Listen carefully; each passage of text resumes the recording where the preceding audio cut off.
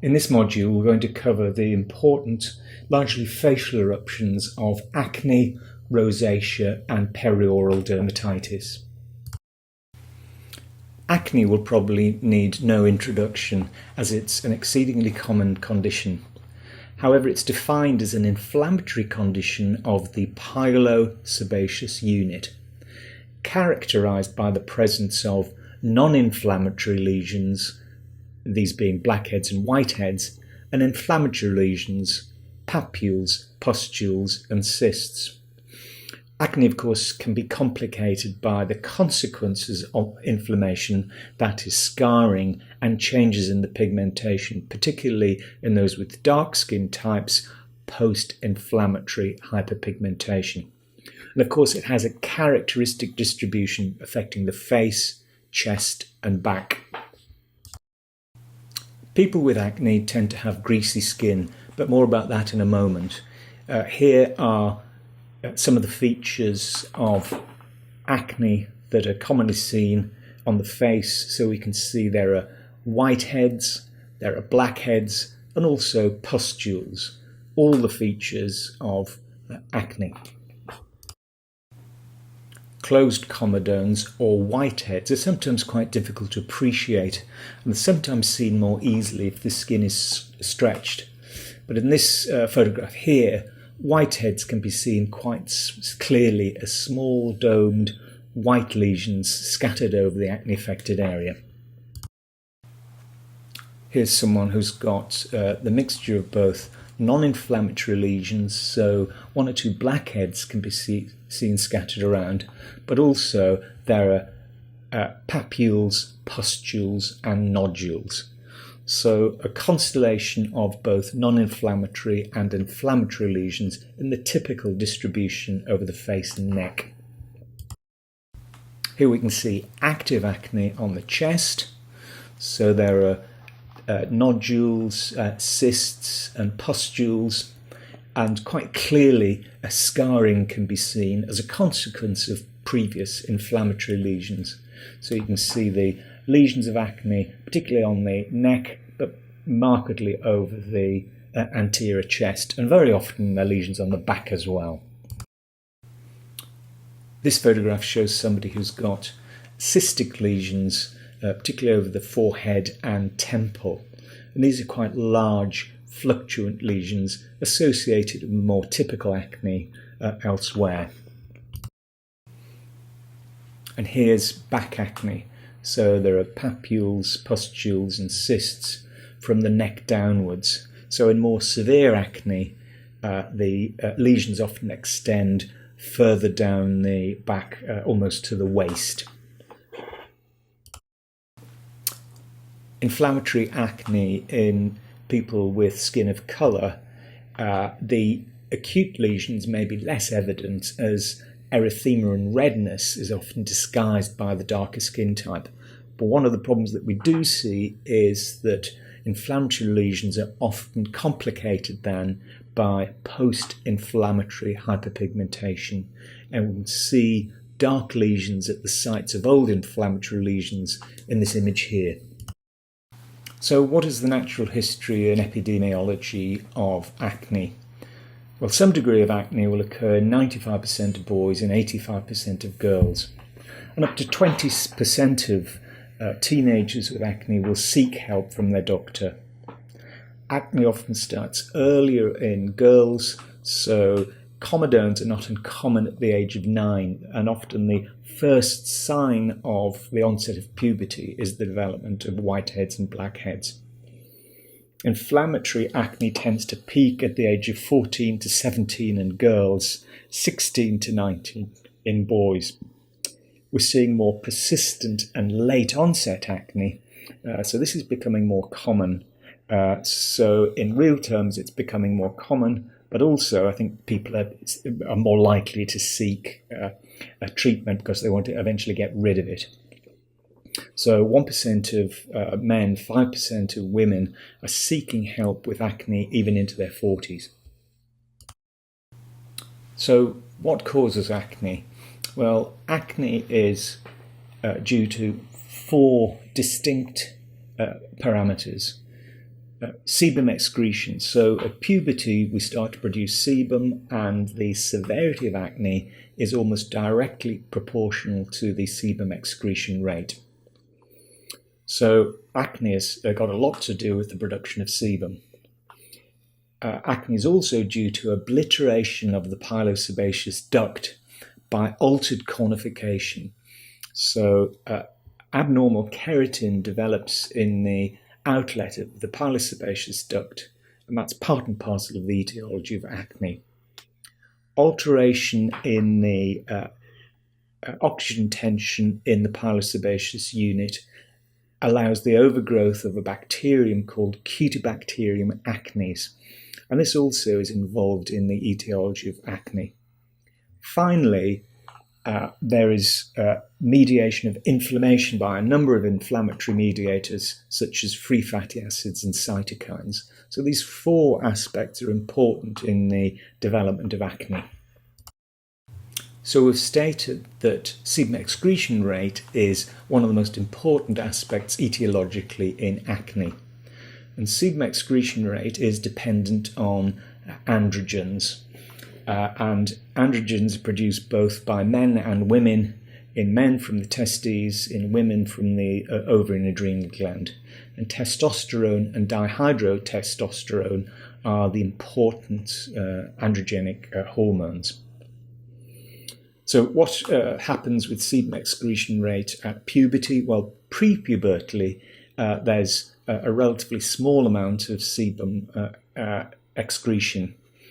But in adult males, this increases tenfold, in women fivefold, and in men who've been castrated, the sebum excretion rate remains at about prepubertal levels.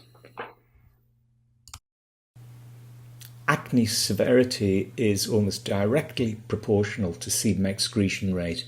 So those with the more severe acne have the more greasy skin. Acne starts at puberty when the sebum excretion rate starts to increase. Those who've got high sebum excretion rates tend to have relatively poor responses to therapy. And also, some therapies work by reducing sebum excretion rate. So these are particularly anti-androgen treatments and the vitamin A derivative isotretinoin. One of the mysteries of acne is that in the majority of people, acne will regress despite the sebum excretion rate remaining high. Obliteration of the pilosebaceous duct occurs due to abnormal keratinization of the keratinocytes in that area, and that too is under androgen control. The abnormal keratinization is due to hyperproliferation, and this results in both open and closed comedones. Microbes are important in the etiology of acne. Perhaps the most important is a bacterium called Cutibacterium, but Staphylococcus epidermidis and some Pitrosporum yeasts may also be etiologically implicated. Obliteration of the duct lowers the amount of oxygen in the pilosebaceous unit, and this favours the overgrowth, particularly of Cutibacterium acnes. Treating Cutibacterium acnes with antibiotics tends to result in improvement in the severity of acne. And also, if we have Cutibacterium acnes antibiotic resistance, this often results in a poor response to antibiotics. So these all add evidence to the role of microbes in the etiology of acne. We've already heard that androgens control sebum excretion rate. It must be stated that the vast majority of people with acne have normal levels of circulating androgens. Their end organs, so the pilosebaceous unit keratinocytes and the sebaceous glands, are more sensitive to normal amounts of circulating androgens. Occasionally, corticosteroids induce acne. So if people are taking steroids for inflammatory conditions, it can induce acne. And occasionally we see Cushing's syndrome presenting with acne. More commonly, polycystic ovary syndrome may be associated with acne and hirsutism. Rarely, androgenizing tumours can induce acne, as can androgenizing adrenogenital syndromes. And again, occasionally we see acromegaly presenting with acne. Progesterone can have androgenic effects, so we sometimes see exacerbation of acne due to progesterone implants. Some of the oral contraceptive pills have progestogens which have slight anti-androgenic effects. So Marvelon, Mercilon, Dianette, Niasmin are all oral contraceptive pills that tend to help acne because the progesterone used in them has slight anti-androgen effects. High levels of estrogen, so high estrogen pills, can also help acne, although this doesn't tend to be a modality of a treatment that's used very often. We sometimes see drugs either inducing or exacerbating acne. So obviously if people are taking exogenous androgens, it can induce quite explosive acne. These tend to be people abusing anabolic steroids, so they tend to be people who weight train. They've often got a shaven chest and a permatan from using sunbeds. We've already mentioned corticosteroids and progesterone can exacerbate acne. Other drugs such as lithium, anti-epileptics, some of the EGRF antagonists which are used to treat cancers will induce acne. And the new kid on the block, the JAK inhibitors, which are now being used for a whole range of inflammatory conditions, they also can induce acne as one of their side effects. There are one or two acnes which tend to occur in either special locations or special situations.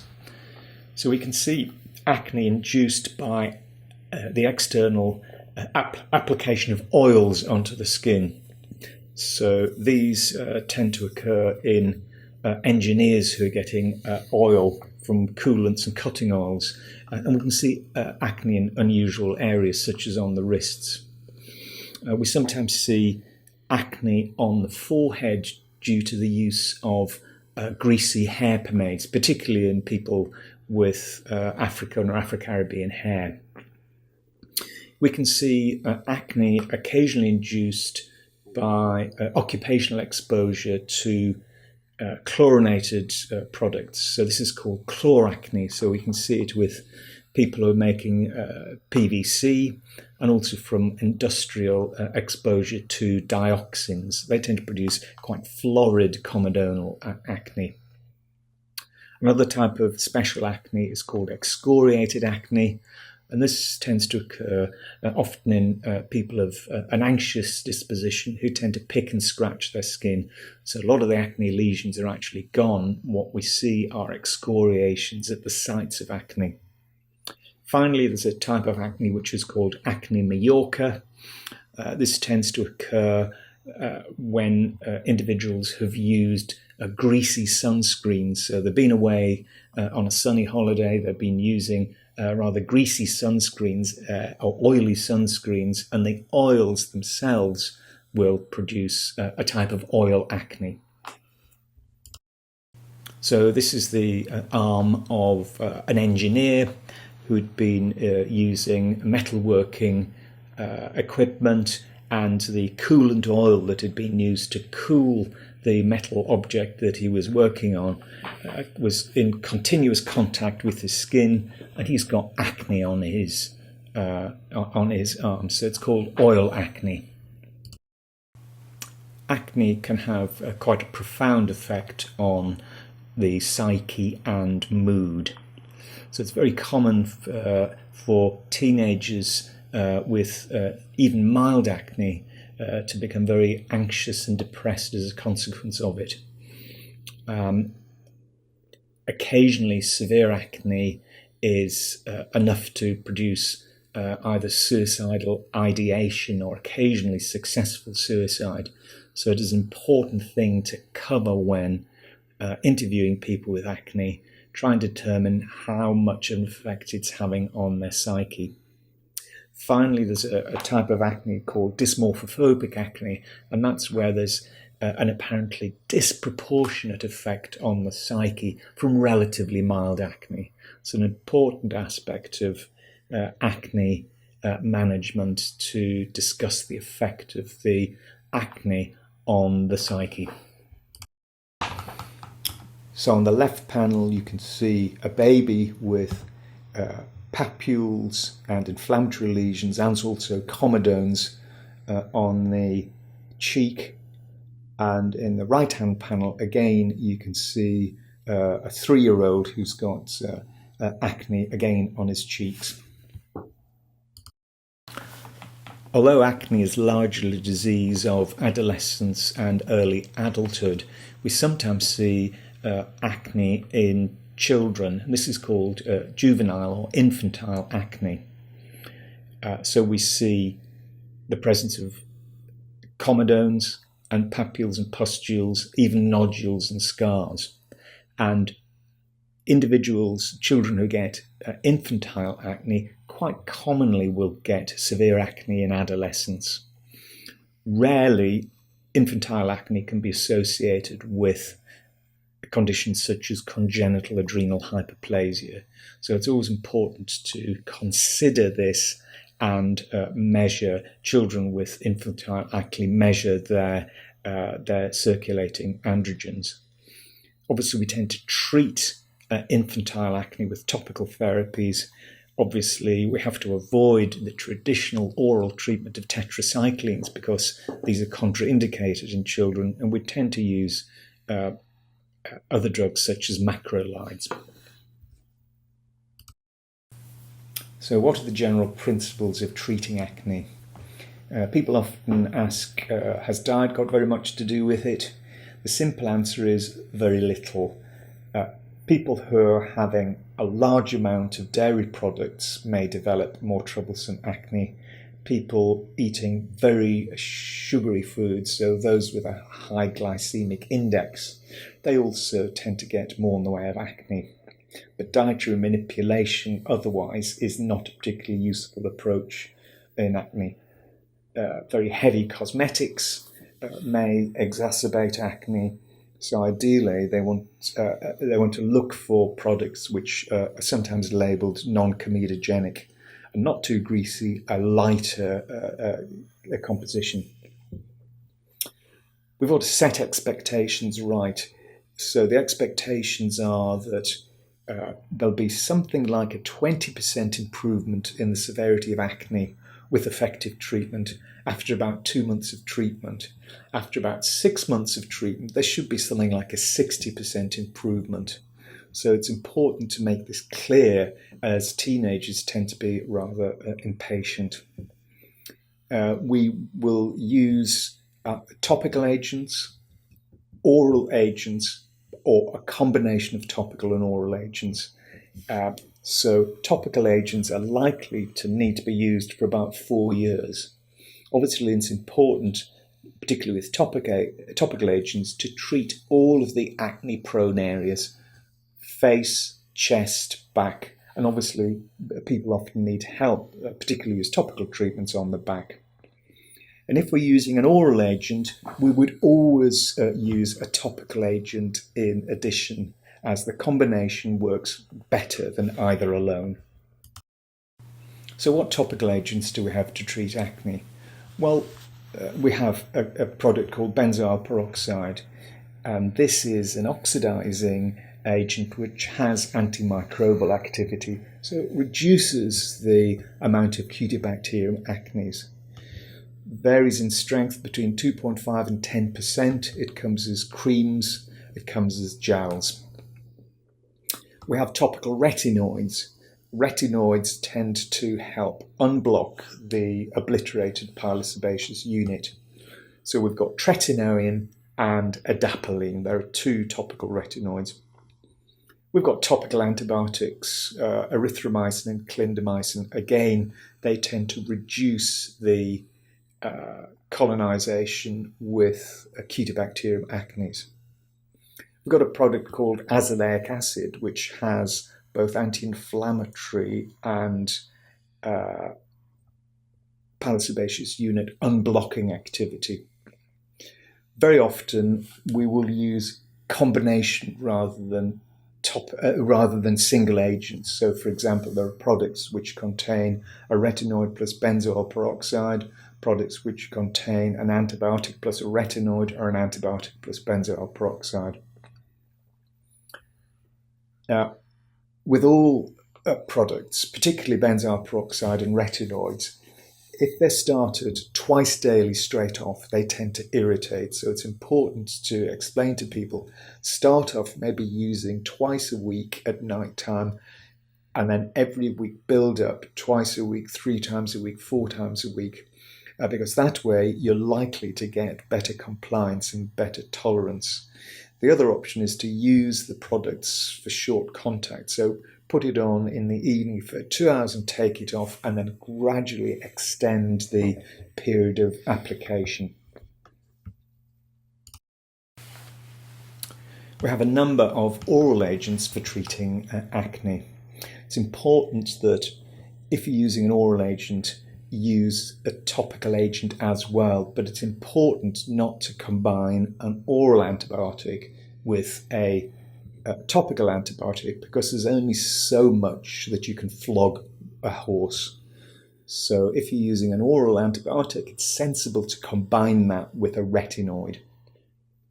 So the oral agents we've got are tetracyclines and erythromycin. Both of those are relatively long-standing, old-fashioned treatments. Both are used at a dose of 0.5 gram twice daily. We have a number of newer tetracyclines, so vibramycin, limacycline, doxycycline, minocycline, and non-tetracyclines such as trimethoprim. So oral antibiotics we generally use for at least 4 months. And again, use in combination with topical agents. There are a number of hormonal manipulations we can use. So we've also already talked about using certain types of oral contraceptive pill, DermNet, Marvelon, Mercilon, Yasmin, as they've got progestogens which have anti-androgen effects. The old-fashioned diuretic spironolactone has anti-androgen activity, and that also can be used to treat acne. And in the last few years, some topical anti-androgens have been introduced. Finally, the most effective treatment we've got for difficult acne is the vitamin A derivative isotretinoin. So here are some recommendations for the use of antibiotics in acne. Use for 3 or 4 months to determine if there's a response, and if there is, probably keep it up for 6 months, because if you withdraw the antibiotics prematurely, the acne does tend to relapse. If there's no response at 3 months to your first antibiotic, swap to a second-line antibiotic. So commonly we'll start with oxytetracycline, limacycline. If there's no response, swap to a different agent such as trimethoprim or erythromycin. If there's a response to treatment with an antibiotic but relapse on withdrawal, use the same antibiotic that worked first time, second time. As mentioned previously, combine oral antibiotics with topical agents, so either retinoids plus antibiotic or benzoyl peroxide plus antibiotic. 1 or 2 special considerations. Minocycline used to be a popular treatment for acne, but if this is used, it's important to check people's liver function tests on treatment, and also check their anchor at 8 months. Minocycline can produce drug-induced lupus, so if there's a previous or a family history of lupus, don't use minocycline. Also, long courses can produce a blue pigmentation of the acne scars. DermNet contains cyproterone acetate plus an estrogen, and this may be slightly more thrombogenic than other combined oral contraceptive pills. So it is important to reassess the need for ongoing therapy if DermNet is being used. Finally, doxycycline does have a higher incidence of producing photosensitivity. So this may be important if this drug is being used, particularly during the summer months. Isotretinoin has been used to treat acne since the early 1980s. We tend to keep it in reserve for the treatment of severe acne, scarring acne, acne that's unresponsive to conventional treatments such as antibiotics, anti-androgen, and the pill. If people repetitively relapse on stopping their antibiotics, then that would be an indication for using isotretinoin. We use it for dysmorphophobic acne, and also would have a lower threshold for using it in people with darker skin types because they can get very troublesome post-inflammatory hyperpigmentation, and adequate suppression of their acne will prevent this.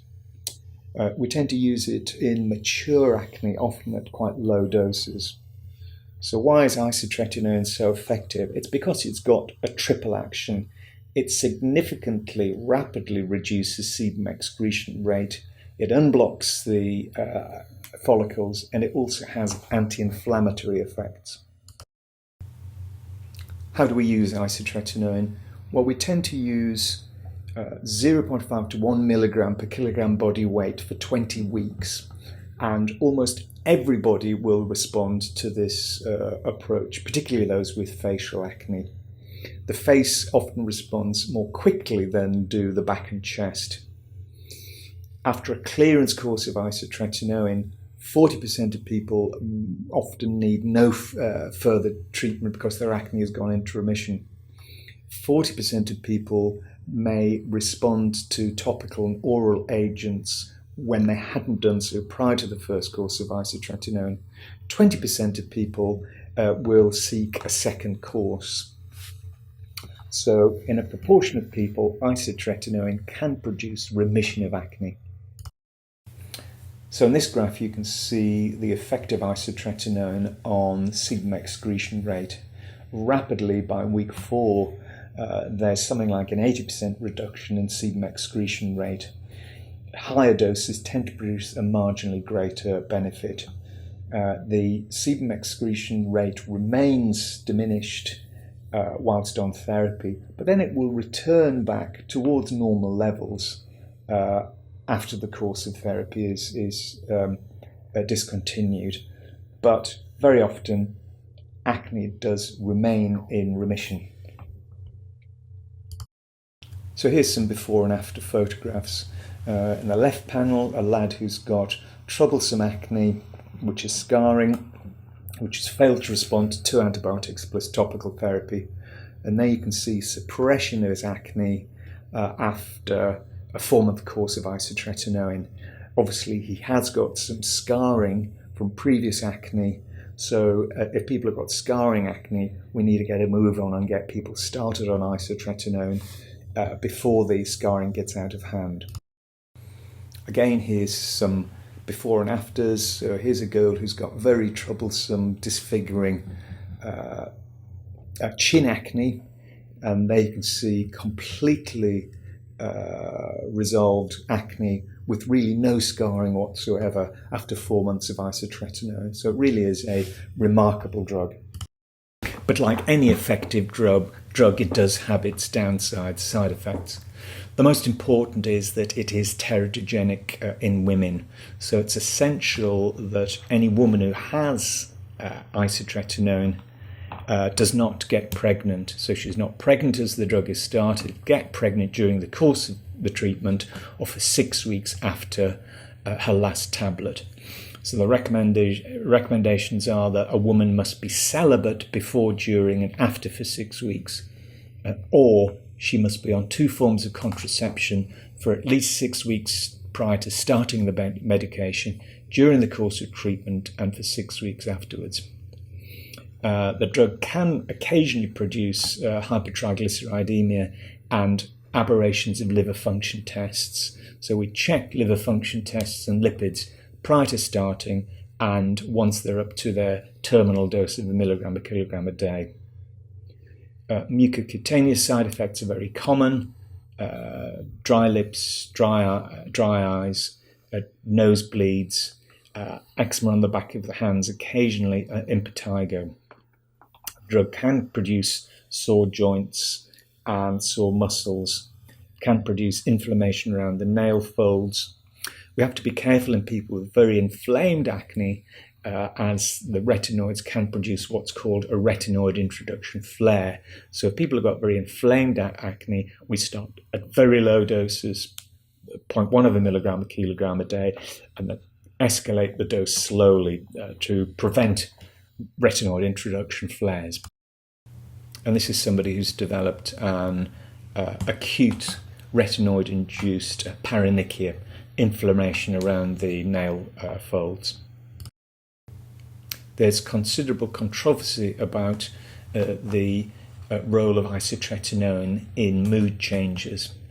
Importantly, 70% of people starting isotretinoin for bad acne will get improved mood because at last they're seeing rapidly sebum excretion rate reduction, their skin is less greasy, their hair is less greasy, and from week 4 onwards they should be seeing suppression of new inflammatory spots. But there is a body of evidence to suggest that isotretinoin rarely can produce depression. The onset of depression with isotretinoin is about the same as that in people who are taking antibiotics for their acne. However, possibly one person in every 1,000 to 2,000 will get isotretinoin-induced depression, and this can be reproducible. So they start on isotretinoin, they get new onset depression, you stop the isotretinoin, let things settle down, reintroduce the isotretinoin, and depression occurs again. So it does occur, but it's uncommon. All acne sufferers, especially those with acne bad enough to require isotretinoin, should be sensitively asked about mood, the effect of the drug on the mood, and suicidal ideation. And clearly, if there's any suggestion of a deterioration of mood, the drug may need to be withdrawn, and we might need to seek advice from child and adolescent psychiatrists.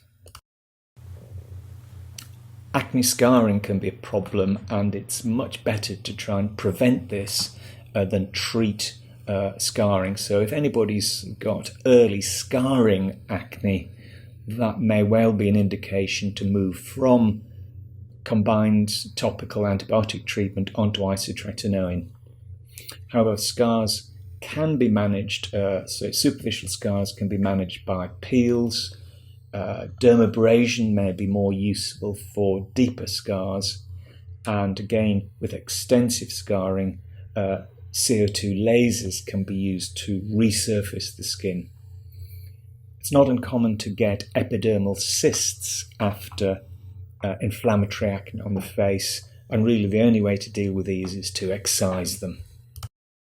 Moving on to rosacea. Rosacea is a largely facial eruption and has the hallmark of a background of easy flushing and blushing, followed then by the development of redness and telangiectasia. There may also then be the development of papules and pustules. It tends to be a condition of young adults to middle age and is more common in those with fair skin types, particularly Celts and Scandinavians. Here's somebody with rosacea affecting the nose, cheeks, and also a chin. So she's got papules and pustules, but also some nasal swelling. And you can see there's a background of redness over her cheeks and nose. Here's someone with skin of colour who's got rosacea on her cheeks. The redness isn't anywhere near as obvious as people with lighter skin types, but the typical symmetrical papules over her cheeks are fairly characteristic. Here's someone of a lighter skin type with more florid background erythema and telangiectasia. But again, papules and pustules can be seen in the typical areas over the nose, cheeks, chin, and sometimes the forehead is affected as well. Here's more extensive rosacea over the face. Again, a background of redness over most of the face. Look at this swelling of the nose, papules and pustules over the forehead, cheeks and chin. The other thing of note is that you can see that his conjunctivae are red, so very commonly people with rosacea get a rosaceal conjunctivitis. We sometimes classify rosacea as being either papulopustular, where papules and pustules predominate, or erythematotelangiectasia, where redness and telangiectasia predominate. So when this is the case, there's often an ace of clubs distribution with erythema and telangiectasia over the glabella, cheeks and chin, rather like the ace of clubs image in a pack of playing cards. Often people with rosacea will have sensitivity of the skin, but rarely we see people who complain of intense burning, and this is sometimes termed neurogenic rosacea. So a background of erythematotelangiectatic rosacea, but often severe sensitivity and a disabling burning sensation. The precise cause of rosacea is not particularly well understood, but we know that there are a number of triggers that tend to make rosacea worse. Certain foods can do this, particularly if they're spicy. Hot beverages, just the event of heat within the mouth from something like tea or coffee can induce flushing, and this can also then exacerbate papulopustular rosacea. Alcohol may make people flush and exacerbate their rosacea. Certain drugs can make rosacea worse, so anything which tends to act as a vasodilator can do this. So this is particularly calcium channel antagonists, GTN and nicotinic acid. The majority of people with rosacea will get exacerbations with sunshine exposure. Bizarrely, a very small minority find that it helps. Topical steroids make rosacea worse. They may produce a temporary sensation of relief and improvement because topical steroids act as vasoconstrictors, but eventually they exacerbate and make rosacea worse. So we always try and avoid using topical steroids in people with rosacea. Here's somebody who's been using topical steroids in his rosacea, and it's spread from his cheeks onto his ears. And you can see lots of papulopustular lesions over his forehead. So topical steroids avoid, they make rosacea worse. This elderly man was admitted having taken an overdose of an antidepressant because he was so upset and concerned about his facial appearance. So he'd been using potent topical steroids to treat his rosacea on his face, and it got very much worse. And here you can see in the second image, his topical steroids were withdrawn. He's been treated with tetracyclines, our usual first-line treatment for bad rosacea, and you can see there's dramatic improvement in his skin and mood. Long-standing rosacea can result in thickening of the skin, giving it sometimes quite unsightly appearance. When this occurs on the nose, this is called a rhinophyma. It can also occur on the cheeks and the chin. On the chin, it's called a mentophyma. But the nose is the most frequently affected area for these phymatous changes to occur. So the epidemiology of rosacea, more common in those with fair or Celtic skin, less common in darker skin types. In Scandinavia, it'll affect about 10% of adults. It's more common in women than men, tends to occur in young adults to middle age. despite rosacea being a relatively common condition, the etiology is not very well understood. Most people have got a background of easy flushing and blushing, and this has often been present throughout adulthood before the papulopustular lesions of rosacea develop. So there's a background of flushing, followed then by fixed redness, followed then by papules and pustules. So vascular flushing is important, possibly gastric helicobacter may play a part, possibly a little mite which lives in the hair follicles called Demodex folliculorum, possibly that may be etiologically important too. But largely rosacea remains something of a mystery. So what about the differential diagnosis of rosacea? Well, obviously acne can look rather similar, but the clue to acne is that there is often seborrhea, but also, as well as papulopustular lesions, you should almost always be able to find comedones. You don't get comedones in rosacea, although, of course, acne and rosacea may coexist. Another common differential diagnosis is seborrheic dermatitis.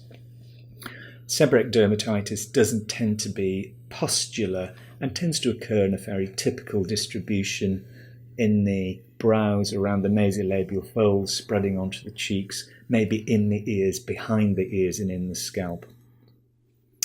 Occasionally, cutaneous lupus erythematosus may mimic rosacea, and in fact there is a rare variant of lupus which is papular, and it's called rosaceous LE. Obviously, we've also got to give consideration to the flushing syndromes such as carcinoid, medullary carcinoma of the thyroid, and vipomas. So these tend to be hormonally mediated flushing syndromes. Finally, dermatomyositis, cutaneous dermatomyositis, will produce facial erythema, but again, papules and pustules are not a feature of dermatomyositis. So what's our treatment approach to rosacea? Well, if people notice that sunshine, hot drinks, spicy foods, vasodilator drugs cause flushing, then it's likely that they may be relevant in terms of exacerbating or causing their rosacea. So if possible, cut down on things which people know tends to make them flush.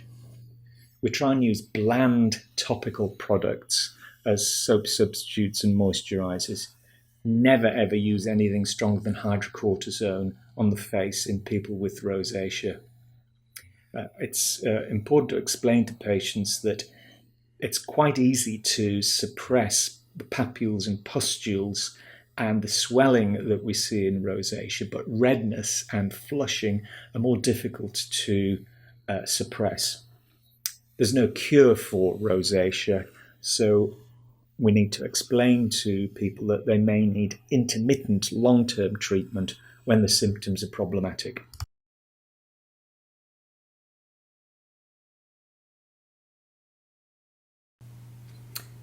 Oral antibiotics can be very effective at suppressing the papulopustular lesions of rosacea, and often this is because the antibiotics have got anti-inflammatory rather than antibiotic actions. So we use tetracyclines such as oxytetracycline, doxycycline, minocycline, limacycline, macrolides such as erythromycin and azithromycin, trimethoprim, penicillins such as amoxicillin, and oral metronidazole. So we tend to use a full dose course for about 6 to 12 weeks, and usually this will stop new papulopustular lesions developing and resolve old ones. We then often stop treatment and then see what happens. If there's long periods of clearance, then intermittent short courses of antibiotics can be used. But if there's rapid relapse, then we often use low-dose antibiotics. So, for example, just using, 408 milligrams of limacycline twice a week instead of every day. If there's a failed response to a couple of antibiotics, then low-dose isotretinoin can be used. And we use a dose much lower than we use in acne, sometimes as low as 0.1 to 0.2 milligrams per kilogram a day. Treatment of redness, telangiectasia and flushing is more difficult. Beta blockers can be used to suppress flushing in rosacea. Carvedilol is usually the agents that is used. Fixed redness and telangiectasia needs a light-based treatment such as intense pulse light or vascular lasers. The swellings of the nose and cheeks, rhinophymas, mentophymas, etc., need surgical treatment. So the thymus are shaved off and then bleeding stopped with either cautery or laser treatment. But they need physical treatment. They don't respond to medical therapy. Rosacea is quite commonly complicated by conjunctivitis, and this does tend to respond to oral antibiotics, as obviously do the papulopustular lesions. It's not uncommon for rosacea to be complicated by lymphedema, so we see not only redness and swelling in the affected areas, but sometimes there's lymphedema, particularly of the lids.